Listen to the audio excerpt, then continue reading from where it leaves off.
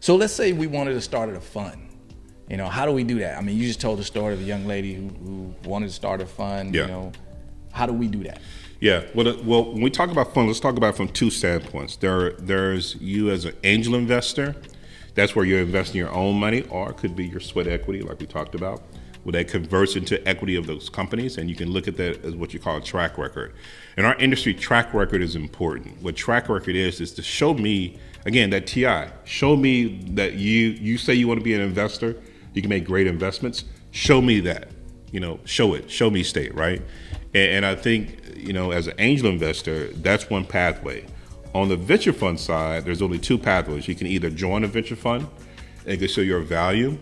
And the way I said it is that, and again, somebody asked me, like, do I have to have an MBA? I was Frank Martin from USC reached out to me. And I'm like, no, what you do have to show is that you have value. You have value.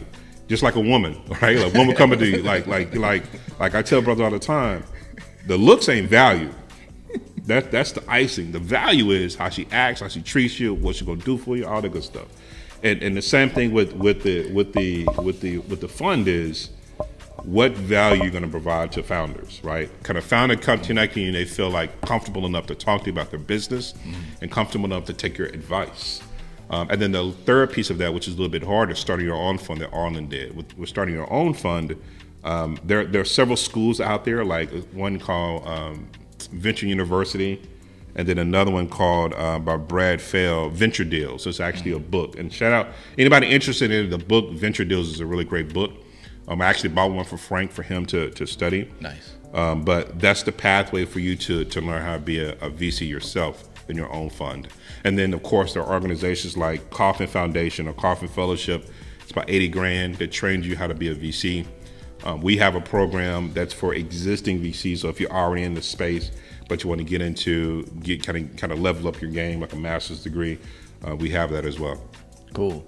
Let's go deeper, because my man Jay, he wanted to. He had some thoughts about this whole thing around ownership. Yeah. And as we were having our conversations, just in preparation, he had some really deep thoughts about that he want to ask. So hit that, Jay. Feel it. Well, before we go there, we were talking earlier, and you were talking about the importance of ownership. Yeah. First of all, why? Yeah. For me, there's this thing called the racial wealth gap that's been existing for decades. The racial wealth gap means that for every dollar that a black person makes, the white folks is making, a certain number above that, right? And then the same thing, the Latinos is behind the white folks and so forth and so on. Is that, and I think a lot of times I hear often about, black dollars, let's recycle, how do the black dollars stay in the black community? I feel that, but for me, it's like I want my black dollars to get other black dollars and then come back to me. Meaning that when I was in a clothing company, we decided not to particularly sell to us, but we sold to the Asian community in China, because I'm gonna charge them and then bring that money back to us.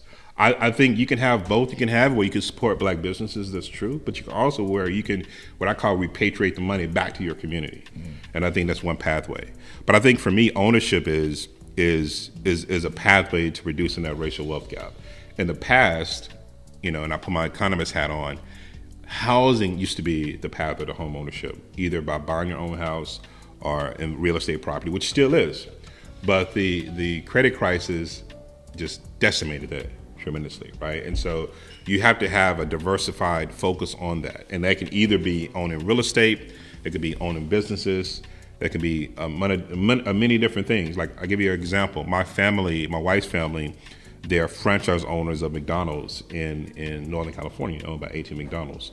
And so shout out to folks that's in the franchising base. But the whole idea for me is owning a pathway to revenue can come into your family or community. One of the keys, I think, for me, and we can disagree or expound.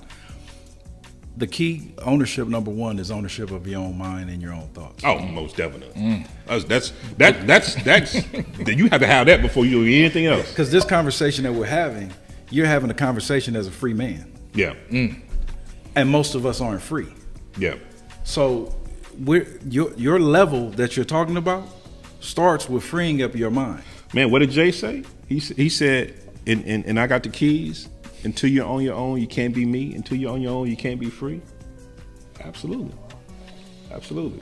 Man said he was a poet, dog. Absolutely. Real talk. But that goes back to when I very first talked about authenticity. Authenticity says you bring your whole full self into whatever you do. When you can't, you're not free. You're stifled. And I'll give you a perfect example. My name is Taj. It's Arabic. It means crown. My father gave me that name. My father's Muslim. When I was growing up and I got into business, I felt like Taj was too ethnic, right? It wasn't corporate, right? So I went by Todd. And I'm thinking like I'm rising through the ranks because I changed my name. But what was happening was I wasn't free. And I was being owned. I was being passed through the ranks. I wasn't rising. I was being passed through as property because they owned my being because they owned my name.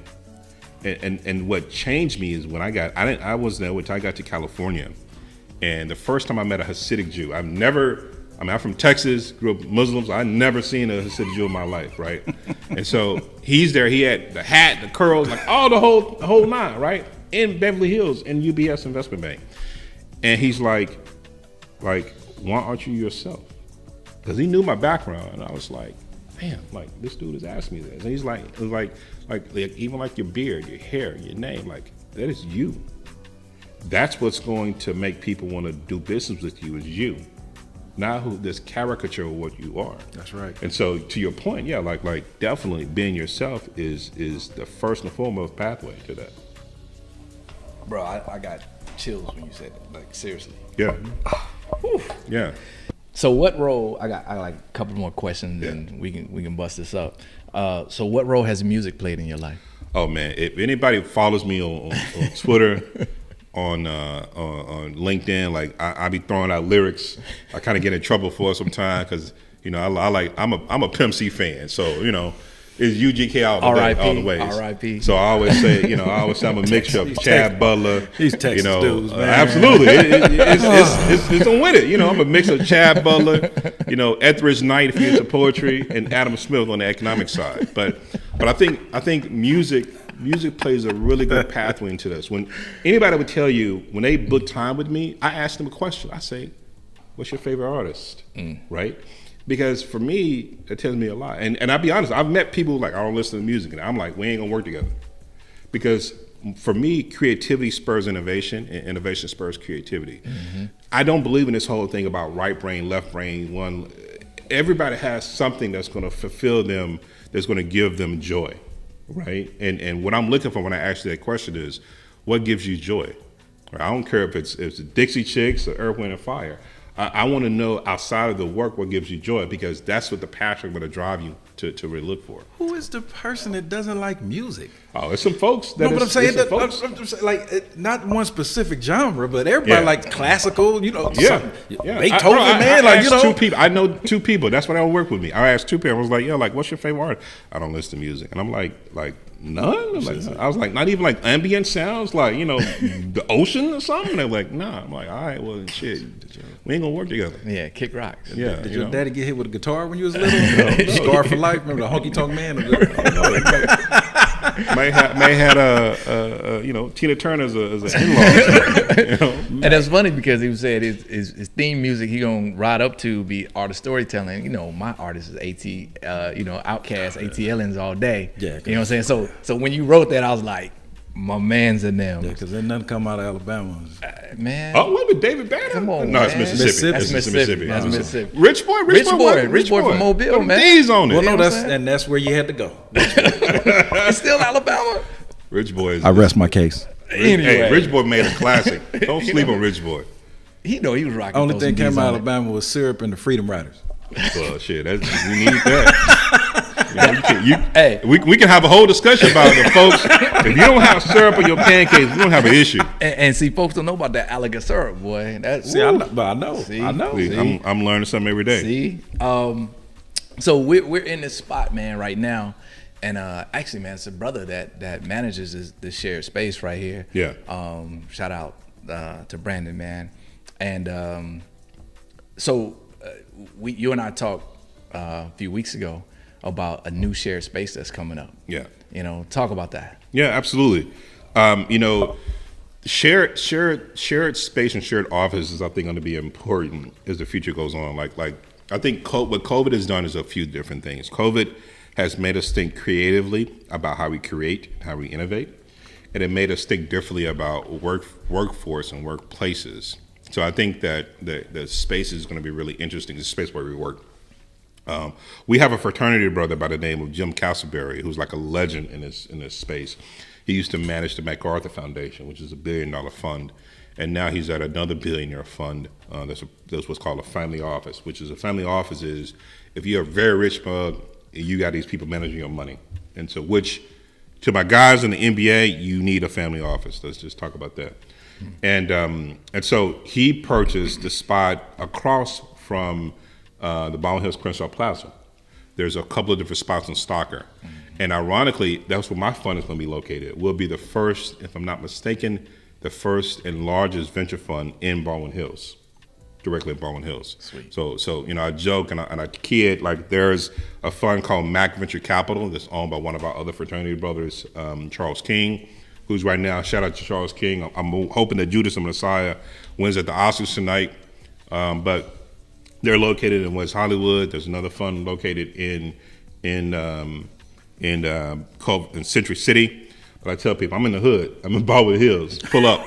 I love it. And you know, what's some of the stuff? You kind of piqued my interest. You said they had like a podcast studio, film studio, all that good stuff. So that company, it's just a family office. They own an entertainment company called Wayfair Entertainment, right? And so I know they're going to make sure that space has facilities for podcasting, for video casting, and everything else. As a matter of fact, myself and a guy who's the social media manager for will.i.am, we're starting a podcast, to your point, connection, technology, and music. And the whole idea is we're bringing in people in music and music and entertainment and people in tech. We talk about the similarities in what they do. The same thing that I mentioned about how artists and founders, venture funds and labels, accelerators and radio stations or DSPs are similar. That whole idea is coming to this podcast. So we're going to kind of delve deep into that and have people on the show like will.i.am, Sir, D-Smoke, and IDK and others alongside with founders that I know and talk about their journeys. Dope. Hey, will you have editing space in the spot? Oh yeah. I mean, there's 3 buildings. One building, seven. No, first of all, Wayfair Studios is a really great studio. Okay. If you haven't checked them out, definitely check them out. But I think the good thing about the neighborhood is that we don't have to go outside of the neighborhood to get content. We're already creating the content. Now we don't have to go outside our community for the content to be packaged and distributed. Mm-hmm. You know? Yeah, great. I mean, hey man, we just want to make sure that because young Dio behind the boards, our producer, make sure he has an editing space. Yeah. You know what I'm saying, to learn and grow his skills. So, when you said third quarter, you guys moving over there? Yeah, I think end of third, beginning of fourth quarter this year. Yeah. Hey, we were already thinking, I already talked to Emily about it. It's like, listen, the offices for Miles Ahead of Cancer, let's make sure we have something there and to support. So thank you for bringing that to us. Yeah, and not only that, the community. I hope the community supports it because I think, a lot of times too, when I first came to California, I came to California in '99, and I remember going up to Fox Hills Mall, and I remember like all the businesses that were there. Nine at the Fox Hills Mall. It was cracking. Was that Oak Tree? Yeah, absolutely. And when I look at things now, like this is 20 plus years later. And when I look at Leimert Park and I look at the African Drumming Circle is no longer there, when I look at a lot of the black-owned businesses are kind of being pushed out, or when I see even on the street that my wife grew up, we have a residence right across from Target on La Cienega, it's changing. Right. So I think a lot of us who are 40, 30, 20, we need to come back in and own, right? But to your point, the ownership begins with our mind, and then everything else can follow behind it. What did In Vogue say? Free your mind, the rest will follow? Your ass will follow. Yeah, absolutely. Absolutely. Hey, man, we love it. Hey, where can people get in contact with you? How can they, contact, get with you? Appreciate it, man. So number one, if you're listening and you reach out to me, On Twitter at Econo Ahmad, ECONOAHMAD. LinkedIn, my full name is Taj Ahmad Eldridge. Make sure you put Skinny Black Lounge. I don't accept everybody, so you're gonna have to put SBL in there or something. And if you're a noob, I mean, I need to see Cap Out Facade somewhere on your profile because we ain't going that way. I'm on Instagram, but I don't really get down on Instagram. I'm a lover of words versus images, so Twitter's my thing. But I think again, to the point, when you do connect with me, I'm connected with other folks that are out there because there's other folks who are just like me, who are trying to make sure that we spread this information out there. And lastly, I'm gonna give this. There's an organization, great organization called HBCU.VC. That's training the next generation of people in venture that look like me, coming from HBCUs. So that's a really great organization to support as well. Any last questions, Jay? Nah, man, I just want to give you your flowers, brother. I appreciate you coming, man. Yes, sir. Especially all the challenges. We're going to be praying for you. Yeah. He got your back. That means we got your back. Oh, yeah. You got an army with you, man. Appreciate it. And to that point, let me, I always talk about this. I'm an advocate for the National Kidney Foundation. For your listeners, what he's talking about is that about 2 years ago, I got diagnosed with this rare genetic disease called FSGS, which impacts a lot of people of color, black folks specifically, and it impacts your kidneys. It creates kidney failure immediately. And for me, what was interesting was that, and again, this is the reason why ownership is important. This is the reason why representation is important. About 10 years ago, I went to a nephrologist to get checked out. And it was a Caucasian nephrologist, and he's like, you're just tired. You're working hard. You're a black man. It goes with the territory. Don't worry about it. So I did that. I did not worry about it. I'm paying for this guy to look at my health, and I trusted him. 10 years later, this disease kept manifesting itself. And the interesting thing about this disease, you don't feel it. It's not a disease where you feel yourself feeling. You're like, you're going to go to the doctor. You just get tired. And the way that you urinate changes, but it's not significant enough for you to you're not peeing blood, so you're not like I'm dead, but it's just changing. And I was at a party with this young lady who's Indian American, and I was telling her about the situation, and the look on her face was horror, right? Because she's like, I was like, yeah, I couldn't get insurance and all this other stuff. She's like, you need a biopsy right now, and I'm like, what the fuck is a biopsy, right? And so when I went to get it done, I later found out I was stage 5. Had I not met her, I wouldn't be here today even having this conversation because I would have been dead. Because that's a disease that has killed so many, from Fife dog to many others, right? And what I also learned in my research from the disease is environmentally caused, both by the climate, which is there are carcinogens in the air, and also in our environment. And so what I later found out was 3 of my cousins, who we all grew up around the same area in Dallas, all 3 of us have the same disease. Wow. Right? One passed away, one is younger than me. We're all under the age of 50. So a lot of these things, the reason why I want to get more of us into clean tech is because of that. There's to drive an electric vehicle is not just to save the whales and shit in the future. It's to save Tyrone, Taj, and Rob right now. Right on. Because clean tech is a public health issue. It's an economic issue and a social justice issue. So I think that from that standpoint, number one, let's get educated about it. Let's really take our health into our idea, and let's talk about it. Because I think a lot of times too, people don't talk about their ailments and their illnesses. And remember, when I talk about turning your L's into learnings, I mean that for my health too, right? Because it's like somebody might be right now having the same issues that I had, being tired, having a urine have bubbles in it, and don't think nothing wrong. If you're having that, go check to a nephrologist right now, right? So I think that's one of the things we have to do. We have to always be open and honest about what's happening with us, because we don't know who's hearing that and how that's going to be impacted by them. Yeah, and it's wild, man. So something that most people don't know. These guys know. Like when I was going through the whole process at Loma Linda, I don't think they met you yet. Like this is the dude that went through that process to make sure you here, brother. Yeah. And the crazy thing, we talk about health. When I was Big Rob, you know what I'm saying? Even though I'm plant-based, healthier, 100 pounds lighter than I used to be, those effects still was affecting my heart, and I didn't even know it, right? Even though I'm healthy now. One of the guys in going through the process was like, man, you the healthiest dude we've ever seen come through here, but we can't do the process with you. Yeah. You know what I'm saying? So that was one of the worst calls I ever had to make to you, brother. Like, yo, Yeah. man, I'm disqualified. Yeah. You know what I mean? So that hurt. Yeah, but I think for me, what I realized is that, you know, when and it was funny. I've said this to my own children, and I heard Nip Mama say this to them. Is like when I got diagnosed and I realized that my mortality was coming. One of the things I said about kids, and I said that death is nothing to be afraid of. It's something to prepare for. Yeah. So let's get prepared. Let's get prepared for if I'm not here, you know what pathway to do. If I'm not here, this is the way we're going to do it. But the reality of it is, all of us are going to fucking die. Not an if, it's a when. So that's the mentality we need to have. And I think for me, like I feel like this disease has been a blessing because it enabled me to have this conversation and talk to people about it. It's enabled people like Rob and others to realize that, like I need something may not be right because I'm going through this process and now I got to check on my own health. And not only that, like I'm up 3 days a week, 3 o'clock in the morning to do dialysis. But instead of being pissed off about it, what I'm doing is that's how I raised my $250 million. I'm making calls to Europe. I'm making calls to the Middle East. While everybody's asleep, even on the East Coast, I'm up and I'm done.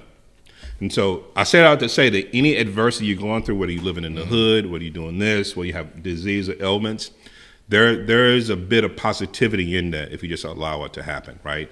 Everything has purpose, you know. So that's one of the last things I want to say on that, man. Hey, man, again, authentic black male conversation where the barbershop meets the library, meets personal development. Dr. Taj Eldridge, thank you, brother. Appreciate it. And he clean. God, clean. Man, looking like $1 million we after gotta taxes. do it. Money, boy. You got to do it. hey, looking like a stack of stimulus checks. That was all right there. Cool. Hey, Yeah. man, that was fun.